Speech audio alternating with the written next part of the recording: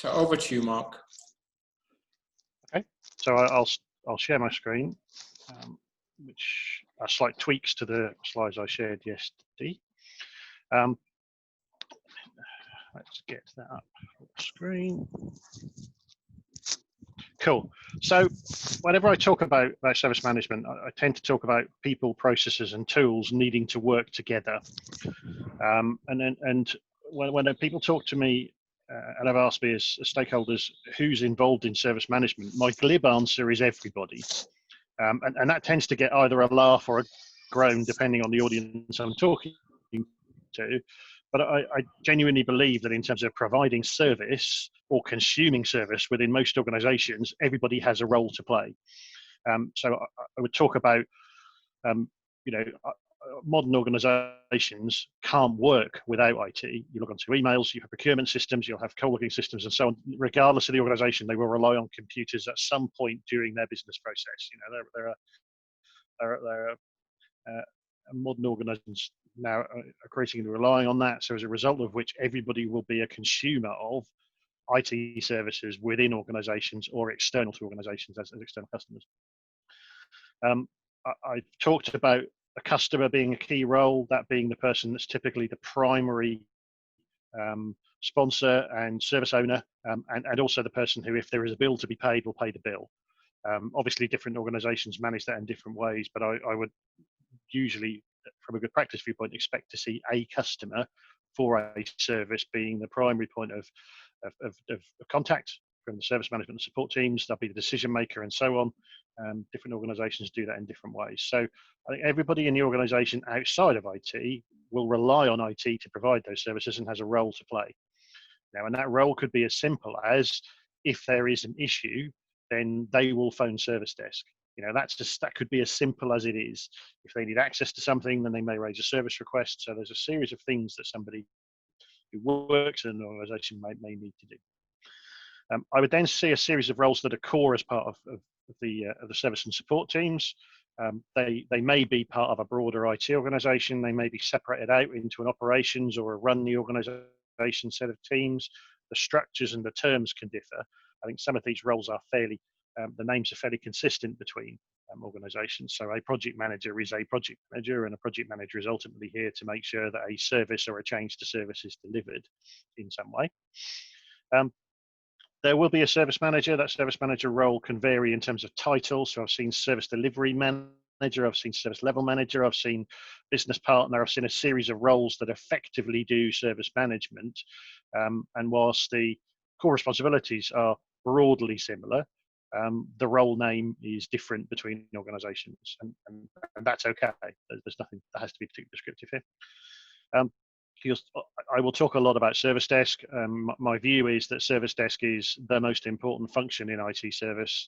We will make commitments in terms of SLAs. We will make promises to customers in terms of restoring service after major incidents and so on. When it's broken or I need to order something is the point at which somebody's desk. So organizations don't tend to focus as much on service desk in my view, but I think service desk is vitally important in terms of providing good service. Incident, problem, change, I think you know well, and I think we know well as service management professionals. We then have a range of other roles. I've tried not to drain this and make the text too small, but business continuity is an example. I will talk about that at the moment in terms of needing to understand how that's working and where that's the case across the world, and how more organizations are working from home. I was working for the same global law firm who had a list of what they saw as being the most critical systems, which were primarily based on working in the office. And within a week of lockdown, they had added about 4 or 5 other systems that needed to be critical from a service viewpoint, because they were the sorts of services that their teams were relying on to be able to connect and work from home. So there are key roles to play in terms of that business continuity team to understand how that works. You obviously have support and service teams, and again, the terms for those can be different. We obviously have third line suppliers, whether they be part of the organisation, whether they be something the service desk contacts or they sit behind a contract behind second and third line teams internally. And then we talk about project management. So I could talk at length about what those various roles are, but I would see anybody involved in delivering IT being part of delivering service, and that would include architects, that would include designers and so on, being part of providing that service. So I notice, Bindu, you've just joined, so we aren't far into the presentation. We're literally on the first slide, so we'll pause after each slide and give a chance for questions to be asked, if that makes good sense. I've left myself a reminder today because there was something I didn't mention yesterday and regretted later. From a process viewpoint, I describe these in ITIL v3 service lifecycle stages. So I talk on the next slide about more detailed process examples, but I talk about strategy, design, transition, and service operations as the stages of the ITIL v3 lifecycle. And then I talk about continual service improvement as the cyclical process that will effectively manage improvement to all of those and services in general. And I can't stress enough the importance of a continual service improvement mindset and approach in organizations. The thing I forgot to mention yesterday was the way in which in a large organization, there is a change manager and a very large change team. I've seen change teams of 5, 6, 7 and more in the largest global organizations. I've seen in smaller organizations where change manager is effectively one person, and they'll wear 2 or 3 other hats in terms of other processes. So I've seen change of release combined together. I've seen change in config combined together. There are some processes that seem to go quite well together. I think there are others where the dynamics and focus of those processes don't fit. I remember having a very interesting discussion with an incident manager and a problem manager, where we effectively agreed that they were the right people to be doing the job. The incident manager was all about working in the moment and getting service restored, and the problem manager was all about taking a methodical approach over time to resolve things. And the tension exists, and the things that those 2 processes need means it wouldn't be possible effectively to switch their skill sets and knowledge between the 2, because the problem manager, who likes to take his time, wouldn't be the ideal person to restore service quickly, and the person who wants to get things done immediately wouldn't be able to work his way through a root cause analysis that could take some weeks and months. So that I found interesting. The other thing I was going to mention in terms of processes is that there will be roles within a process. So, for example, change management is a good example. I think most people understand that from an ITIL viewpoint. So, change management will apply, and there will be a change manager who will run cabs. There will be somebody who raises a change. There may be a number of people who would approve a change. There will be members of a change advisory board. There will be people who implement changes. There will be suppliers that sit behind that. And so within a process, you will have a number of roles that are responsible for some or part of that process. You would have a process owner who would own that process and be responsible for, firstly, defining it, its policy, its process, and the steps, and so on, but also in terms of gathering feedback, identifying how that process is going to improve over time. Those process roles, you may find somebody who's got an organization role. So, let me say a problem manager. So there may be a problem manager. They would have a role or 2 within the problem process, but they may also have other roles within other processes.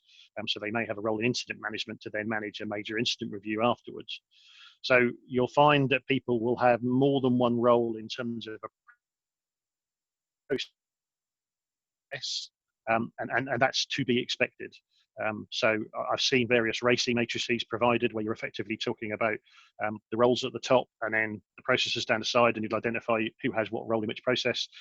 Those are the sorts of things you can look to manage. But one of the things I didn't cover yesterday was the concept of process roles and the fact that some organizations have lots of people doing one process and some organizations have one person doing multiple processes. And that's adopt and adapt in good ITIL terms. In terms of tools, service desk phone system is a fairly obvious one. There are now increasingly sophisticated tools available to enable you to do chat, which is great. It's certainly making service desk knowledge base that will sit behind that. what you will tend to find is that many of the things in that slightly reddish box will actually be a core service management tool. It could be Axios Assist, it could be ServiceNow, who are the market leader for a number of reasons. It could be Remedy, it could be any one of the other tools, but a number of these tend to be combined in that, and by that I typically include asset inventory and CMDB within that. You'll have monitoring and alerting as part of the event process. So if something goes wrong or there's various issues, then an alert will come up and somebody will respond to it. We then have applications like this and Teams and WebEx and so on that enable the IT and service organizations to be able to hold virtual cabs. I think I mentioned in yesterday's meeting, and it's worth reminding that when I first went to my first cab, it was a physical meeting. At the defined hour, you would turn up in a room. You would have the host there who would hold court and would hear your change and would effectively accept or deny it there and then. We're now in a position where we can run video calls like this, and authorizations and so on can be more automated. So there's a slight nuance to that in terms of the way I covered it yesterday, but effectively, that's how I see service is people, process, and tools. Great, thank you, Mark. And so we'll open it up to questions from the attendees. Mark, for me, just to say, sometimes your voice is cutting out, very rarely, but I don't know if it's just me, but it happened on 2 or 3 occasions, but like just for a second or so. Sure, understood. So Bindu, Tuhin, so with us not having as many people on this call, we can make it really interactive. Are there any questions that you have for Mark at this stage on the slide that you're seeing, or just any questions generally that you want him to address? So please feel free to ask. So Tuhin, you first, Hi, Mark. So there's one thing I wanted to know. I mean, right now, looking at the current situation across the world, risk planning and disaster recovery, BCP, these are like hot topics which everyone wants to know about. I wanted to know what stream of learning covers all this. Is it like GRC, governance, risk and control, which is through COBIT, or what stream is it through? So I caught the end of that. I was just changing my connection my end because I occasionally have problems with Zoom. We're still losing you a bit, Mark. So I caught the, is it COBIT and what governance, but okay. Mark, sorry, even then we're just losing your voice a bit. So just to let you know, right? But go on, ask the question again. Okay, yeah, thank you. So yeah, I caught the end of that around which governance and so on, but I didn't catch the beginning as I was just moving connection over. Okay. So if I can paraphrase, I think what Tuhin was saying was that, you know, especially right now in this current climate, there's a lot of focus on risk management, business continuity, disaster recovery. And he mentioned from your experience, what covers that? Is there a course? Is there a certification? What covers those areas? And he mentioned COBIT, for example. And what's your view on how, you know, someone like himself can essentially either learn or certify more in this area that's relevant now? Yeah, no, understood. There isn't certainly in V3 a defined service risk process, but I know it references in a number of process areas, particularly in the proactive side, the need to maintain a clear view of what the risks to service are, and what I've seen good practice being is maintaining a risk register of the things that may expose service, and some of those will come from business continuity, and some of those will come from capacity management, some of those will come from lessons learned around problem, and some of them will come from somebody who owns a particular product saying, by the way, this product goes end of life in 6 months' time and we need to address it. So there's a range of ways in which you can manage that. COBIT is a framework which I've seen primarily used by auditors or strategy teams to effectively structure things across an organization. It is far, far, far broader than service management. And so if you were looking at this from an audit viewpoint, in a heavily regulated organization, you would typically have a risk framework within that organization. And I've worked in a global bank and in a couple of insurance companies where they would have that risk framework. And if you have a assessment of that risk, and there would then be an expectation that you have a plan to address it in terms of what you're going to do to mitigate that risk or to reduce the impact of it. So there are, it just so happens that my wife is a certified risk professional. So I know that there are risk qualifications that can be done because she works in a regulated industry, and so on. I would say that in terms of service management, that is about 3 or 4 steps beyond what I think you would need to know in terms of how an organization would manage risk. But there are specific risk qualifications. You'll forgive me for not remembering the acronyms, but I think they are quite some way beyond what certainly I found I needed, and I think you would need in this space. I think there's a series of things, certainly in project management and in other areas, where you would talk about maintaining a risk log. And I think in many respects, the ability to look at a service and say, where are there risks? What is the impact of them? What's the likelihood of them? And then what's the overall assessment? CRAM is a methodology, CRAMM, which I've seen used, that effectively has that grid, which will determine which of those risks are the ones that you need to address first. And so looking at a way of weighting and scoring them, because ultimately I've seen risk registers that are hundreds and thousands of items long, and organizations do not have the bandwidth or the people to address all of them. So some way of categorizing a risk once you've identified it will come down to assessing, and many organizations will have a risk framework that effectively says a risk will be material if it means impact to external to the organization, it's got reputational risk, it will cost a certain amount of money, it means, there will be a series of criteria that depend on the organization, and they will have that assessment. And taking that assessment will then determine whether it's a risk that needs addressing now, or whether it's a risk that would effectively need further work, further down the line.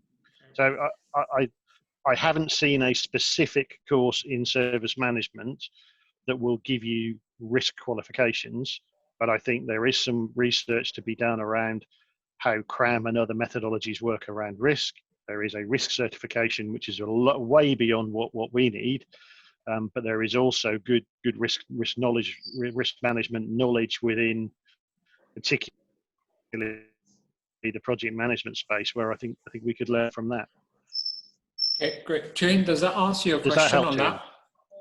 that? Yes, definitely. Yes. Thanks. Okay. So then before we see if you have any following questions, and from Bindu, I'll just mention some certifications or courses that could be relevant for you to just consider. But completely agree with Mark from a service management perspective, actually, ITIL perspective, there isn't much out there, but of course it says do business continuity, do risk management, just as Mark was saying.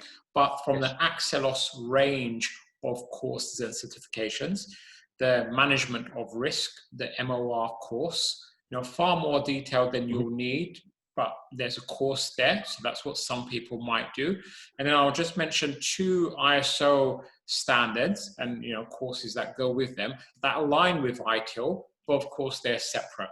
So one is ISO 27001. So this is to do with security, as you may know. And again, not specifically answering your point, but of course a lot of availability management, disaster recovery type items, or CIA, as it's often known as, confidentiality, integrity, availability, is linked to ISO 27001, and of course with service management. And the other, and I'll have to look on my screen to give you the exact number, the other one is ISO 22301. So that's the certification in business continuity management. I haven't done that one myself, but there's an ISO there, 22301. Okay, but I think the question's been answered anyway. And Bindu, I think, has a question. So Bindu, do you want to raise a point or ask a question?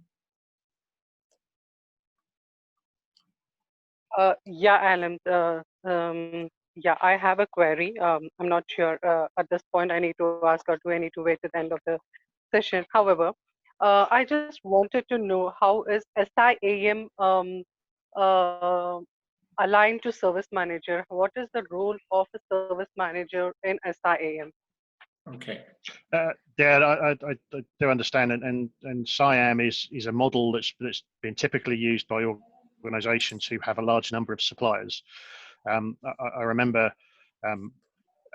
having it explained to me by somebody who effectively introduced the model first and was there at the birth of it, and effectively that what they were saying was the way the UK government was managing supplier contracts was that they were effectively bundling the contract, all of the IT contracts for an organisation together, and that meant that really there were only 2 or 3 suppliers that were big enough to be able to provide the whole thing.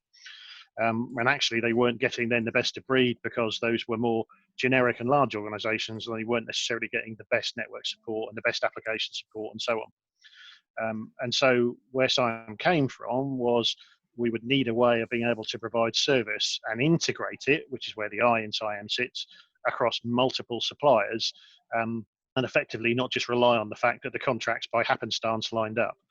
So what I have seen is organisations that have a SIAM layer where they have a large number of external suppliers in their supply chain, and they will effectively have that SIAM team. They can be part of a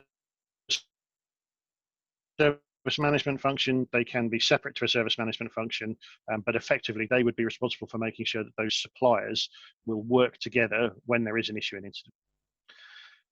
I have also seen organisations that have realised that when they're outsourcing to a large number of suppliers, that this is a specialist role, and there are some suppliers that specialise in actually providing a SIAM service as a wrap. And so there are some people who will have a dedicated SIAM supplier. McDonnell Douglas, who are one of the plane manufacturers, are actually one of the earlier adopters of this, and whilst you wouldn't necessarily associate them with service management, nonetheless have done well in that field. There are others, and so effectively people would have a SIAM supplier who would then be responsible for making sure that all of the other suppliers for the organisation would work together, and they would be the point of integration between those suppliers. I specifically don't mention it here. I do mention supplier. I have worked in a number of organisations and have yet to see a full SIAM model implemented in any of those organisations, but I do know others that have implemented it, some successfully, some less so. Thanks, Mark. And Bindu, just for me to better understand your question as well, and to ensure that we've answered or Mark's answered it, you mentioned service manager. And I've seen that different people have different views of what they mean by service manager. So do you mean the person who has the whole entire ownership for service management, or one particular role like the service delivery manager? I'm just trying to understand what you were referring to in terms of service manager within SIAM, just to ensure we've answered your question. Yeah, right. I am talking about the service manager who owns entire service for the customer, who owns the account end to end, not with respect to delivery. It would be post the service being delivered to the customer. Okay. So the operating part. Okay, so if I could just give my view then, just one very quick view then, I think in relation to what you're saying and then an answer to your question. So in terms of what your accountability would be there for, if you owned a particular service, so it depends where you sit in that SIAM model, in that if you're on the customer side and your tower in the SIAM model is responsible for, let's just say for argument's sake, incident management, problem management, and change management, but nothing else, then your accountability from a service management perspective for the customer would just be that. Or if you're on the supplier side and you are providing services to the customer, and again, your accountability or the services you're providing cover 4, 5, 6 processes, and as a service manager, you would be accountable just for those 5 or 6 processes from a service management perspective.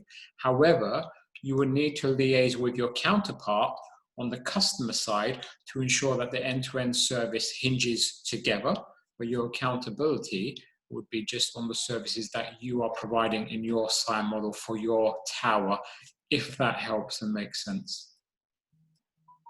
So I don't know, Bindu, does that help with your question? Or, but don't Yeah, be Alam, afraid to ask a follow-up question. no. That answers my query. Okay. Do you have any other questions, Bindu, or to him before Mark moves on to his next slide? No questions like that, Mark. Well, Okay, Alan, from me, yes. I had one question, again related to the roles within ITSM. Mm-hmm. Mark, what I wanted to ask is,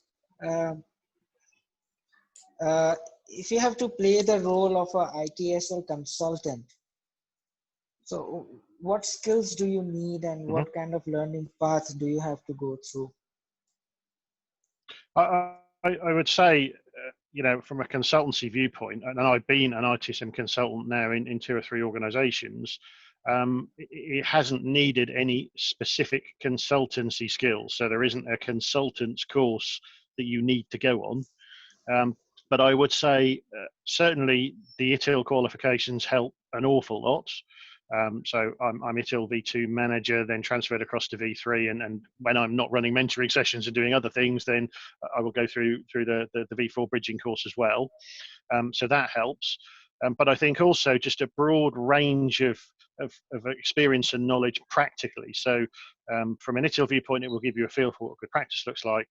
But having been involved in writing processes, I've been a process owner, having been involved in improving a service desk performance. There's a range of things that I've done, and so when you talk about consulting, you don't know what that particular customer will need, and so a good range of experience will help a lot. And I think if somebody was looking for that as a career path, my advice would be look to get involved in as many different aspects of service as you can. The other thing, and I learned this kind of on the job when I joined a new organization, was you have to understand the rhythm of the organization. The organization I was working with at the time had asked me to come on board as a service manager, and they had a service that wasn't running particularly well. It had just been introduced, but it was very much a monthly service looking to produce a regulatory report. And so understanding that cycle of when the month started, when the data was processed, when the reports were produced, and how that worked, getting into the rhythm of the business, understanding how that tied into the business's vision and mission and so on from a strategic level, those are the sorts of things that from a consulting viewpoint, you're needing to join the dots between the overall vision and strategy of the organization, how the business operates and what's important to it, and then down to the people, process, and tools that sit at an ITSM level. I would add that I've thoroughly enjoyed my time as a service management consultant and wish that in the current climate there were more roles because it's something I have a real passion for and thoroughly enjoy. So. Okay, and I'll just add one thing to that then, and then to him, we'll see if you've got any follow-up questions. So completely agree with Mark, of course, on the service management side. So, having the exposure to what's, the expert track or the intermediates, and of course, being all the way qualified to V4, if you're trying to go into consultancy is great, right? You have to show that you're constantly developing, etc. So, but having the skills, absolutely paramount, paramount important. But a book that I read that I wholly recommend helped me open my mind up on the consultancy side to make me a better consultant, I believe. And the book, and I get no royalties from this, I'm not making any money.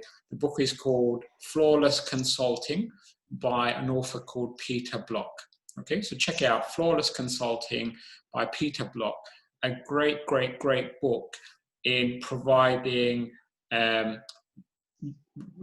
really good tips on how you consult and how you engage with a client and what you should do and what you shouldn't do, etc. More on the kind of, think of it as a softer side. Then, of course, organizational skills, presentation skills, there's a whole raft of other qualities that you need. But yeah, Mark obviously covered it from a service management perspective. It's the ITIL track. If you then have COBIT and if you have some other stuff as well, of course, it all helps. Okay. Anything else on that to him before Mark moves on? Right. Yeah, I think I got the gist of it. So you need exposure to all the phases of the life cycle. And if you have some exposure to business analysis to understand the customer's business and some part of project management, all these things will help towards that. Exactly. Yeah. And even and you confidence, will. right? Confidence, just, Yep. yeah, Confidence, the ability to sit in front of a board level stakeholder and explain what you're doing and get buy-in and support. The ability to sit down and with a service desk and understand how things are working. You will be engaging with stakeholders at a range of levels, and that's why I find the job so fascinating. So yeah, absolutely, I can imagine. Okay, so Mark, yep, if you can continue, please. good. Yeah. So what I talk about here is I think there are a series of service management processes which are very reactive. They will be something happens and a set of defined steps needs to take place as a result of that happening. It could be, for a service desk viewpoint, a consumer of that service phoning in and reporting an incident. They want a service request, they want access to something, and so on. It could be something that's broken in incident management terms. It could be then the major incident review and problem steps that take place after that reactively. It could be ITIL change management, so the need to make a change to an IT service or system, and then the preparation, review at CAB, and approval of that and implementation. It could be release management, it could be hardware and software asset management, it could be configuration management using a CMDB, it could be service reporting, it could be event, which is monitoring and alerting in other terms, it could be maintaining knowledge, and I think I talked about request and access sitting behind a service desk. That's a lot to do, and organizations, just to keep the lights on at the moment, particularly in the current world where organizations are now having to adapt to working from home, as are their service and support teams in many cases. That's busy.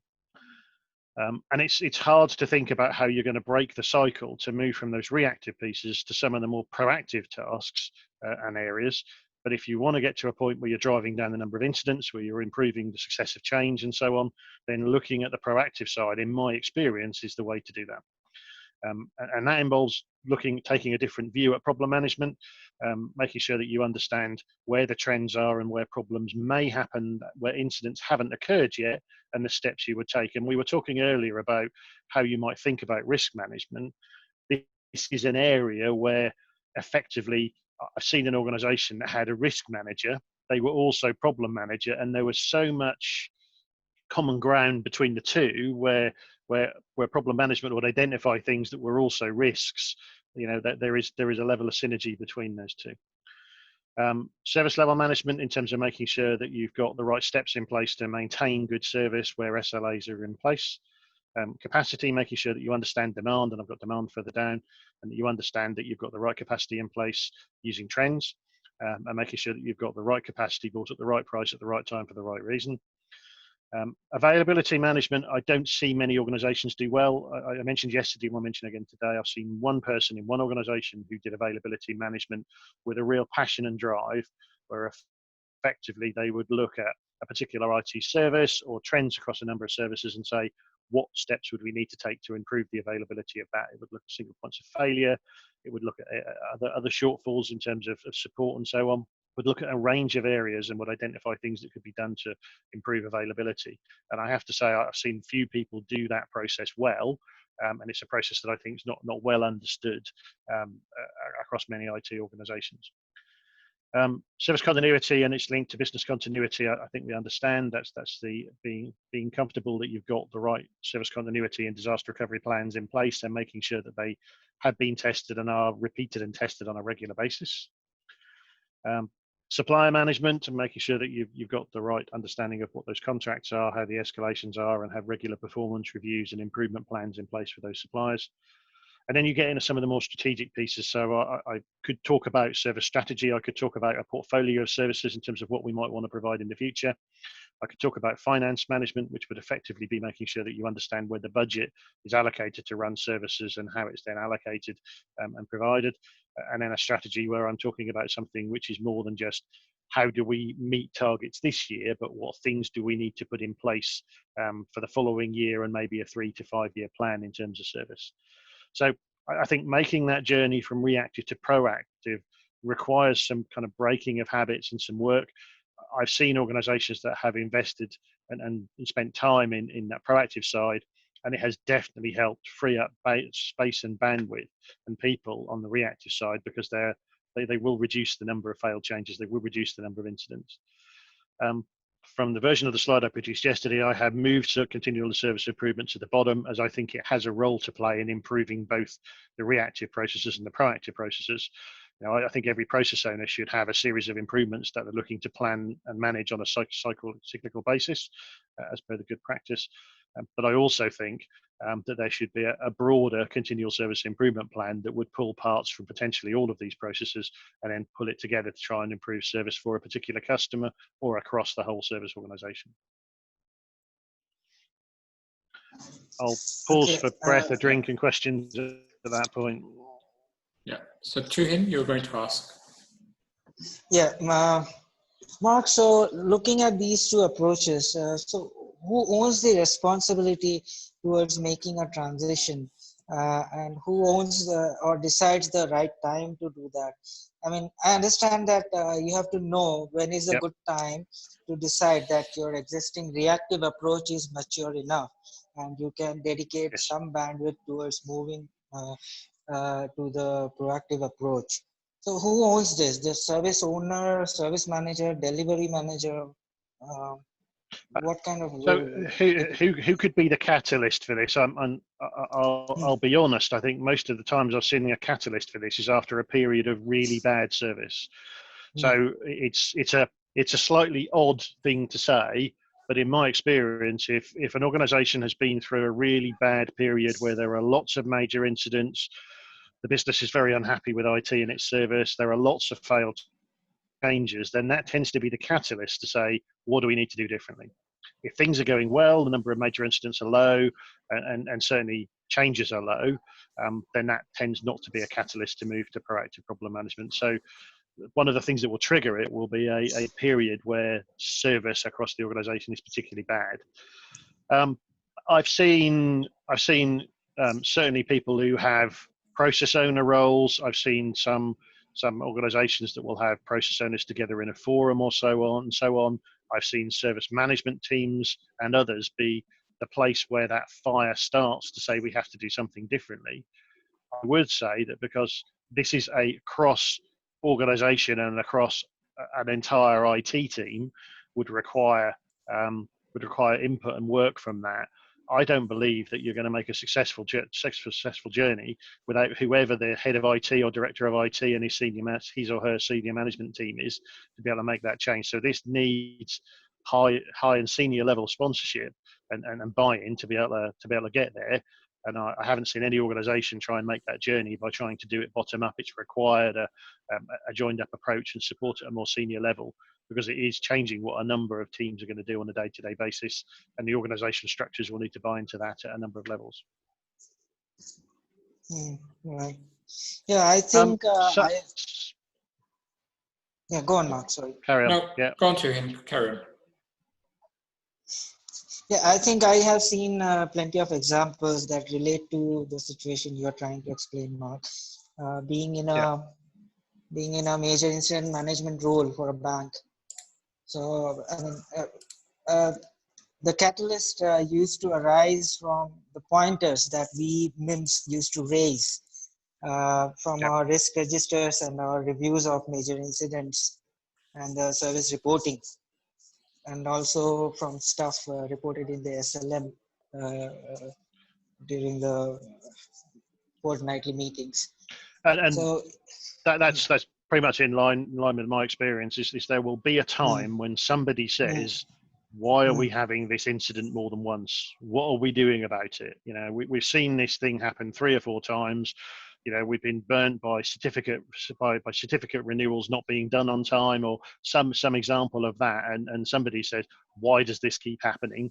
And that tends to be then the catalyst and the spark to kick it off. But that's what I've seen. I've also seen, and I was going to go on to say, I think some organisations get to that period of really bad service, and it sometimes takes somebody to come in and do a review, whether that be bringing in an independent service consultant like myself, or whether that be bringing in a consultancy organization with a broader set of skills and more people, engaging somebody to come in and take an independent view and say, this isn't working, what could we do differently? That is then not just looking at a process. That could also be looking at target operating model and other changes beyond just we need to do a few processes a bit differently.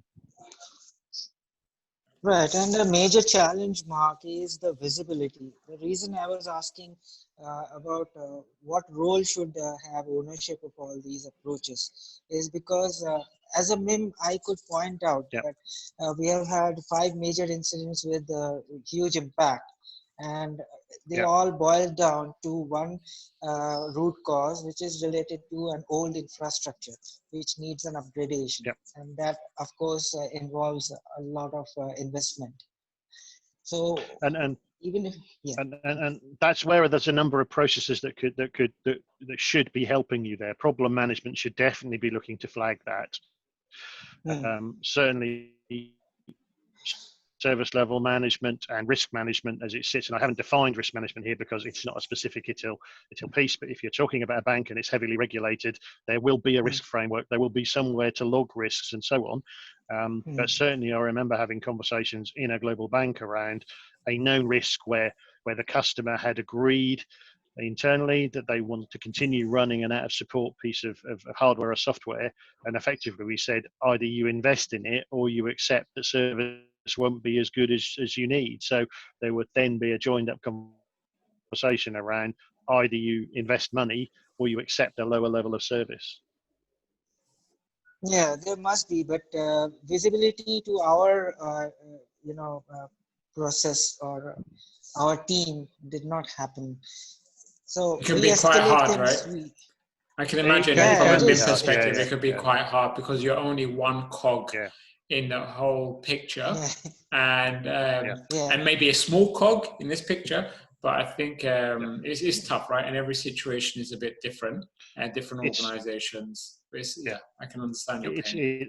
It's a great question, and as I say, I have spent time running service improvement. One was called a service transformation.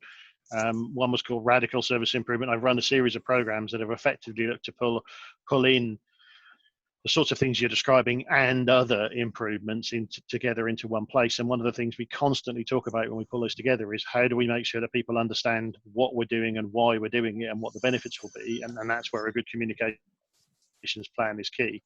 So the fact that there's something that needs to be done and you're not clear on it, says that there is definitely a need to focus on is it visible, is it understood, and what's the plan?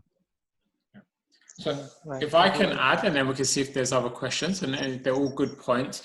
I think if an organization doesn't have the continual service improvement, umbrella, as Mark's shown here, or he's quite at the bottom, but, think of that umbrella. If they're not doing it proactively, if there isn't, for example, a maturity model where they're looking to improve the various processes and improve the overall service, so level 1 to 5, 5 being the best, etc.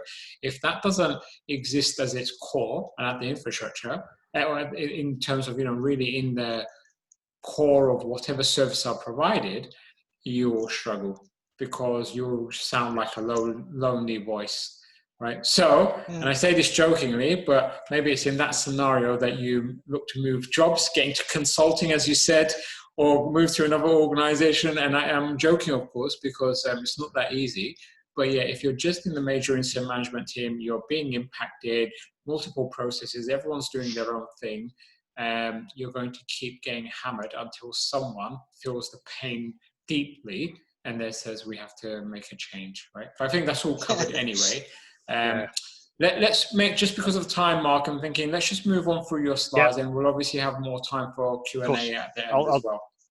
I'll do these reasonably quickly because I think some of the audience has seen them before. So one of the things I wanted to talk about was why service introduction. Some people call it service transition, other people call it, there are other terms I've heard operational acceptance called. That's effectively transitioning from projects and programs into service. So why do so many organizations struggle? Well, there are obviously different dynamics, different organization structures and so on that tends to see a project delivery team being separate with a specific job to deliver something, and a service team wanting to deliver things on an ongoing day-to-day basis, and the drivers for that are different. So there is a cultural difference there that's part of that. But what can we do about that? Well, my view is it's never too early for a project to engage a service and support team and start thinking about service.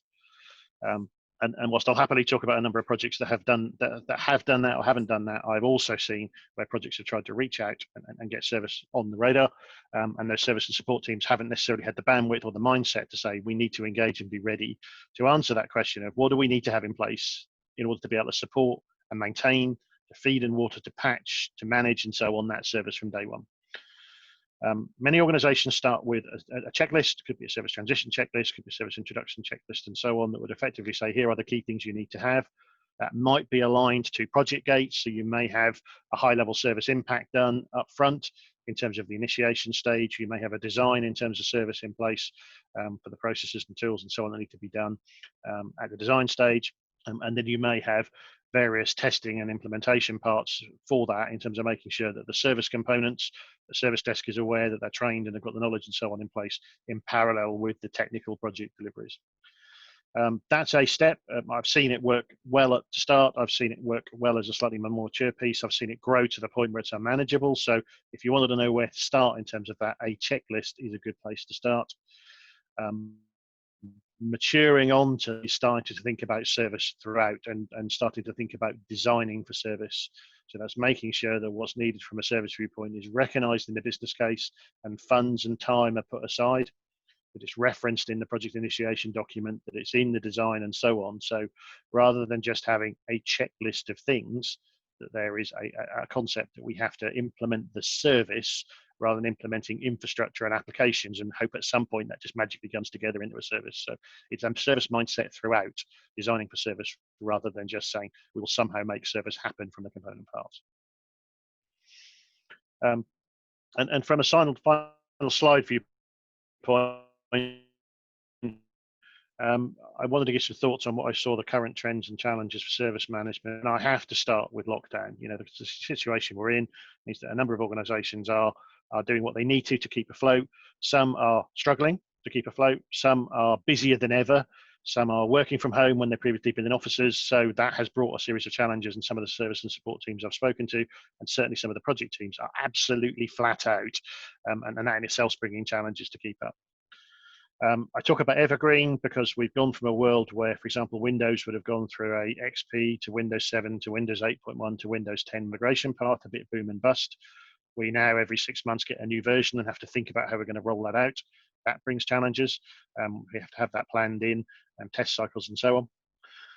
Cloud services clearly is not a new thing, but we are increasingly consuming cloud services and need to think about how we're going to integrate them together. I've seen organizations that have adopted cloud and it's gone well, and I've seen organizations that have had a disparate cloud strategy, but they've got a number of different cloud providers in place, and it's been difficult to plug all of those together. And of course, we also have Agile, where effectively we're no longer delivering projects in some organizations from a waterfall viewpoint, but delivering them in Agile sprints.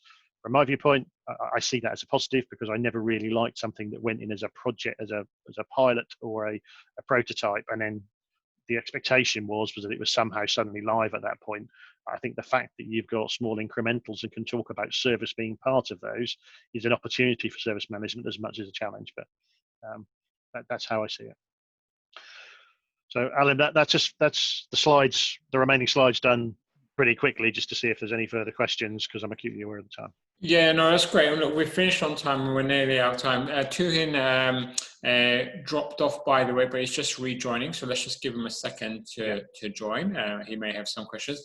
But Bindu, any questions from you to Mark on what you've seen, or just any questions generally on service management? Remember, this is Ask Him Anything. Bindu, you're on mute at the moment. Any questions from yourself?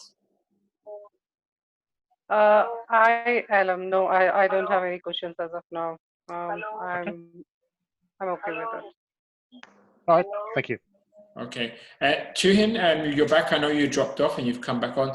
So you missed a few minutes, but you've seen these slides before. Any questions from you to Mark on anything, anything to do with service management?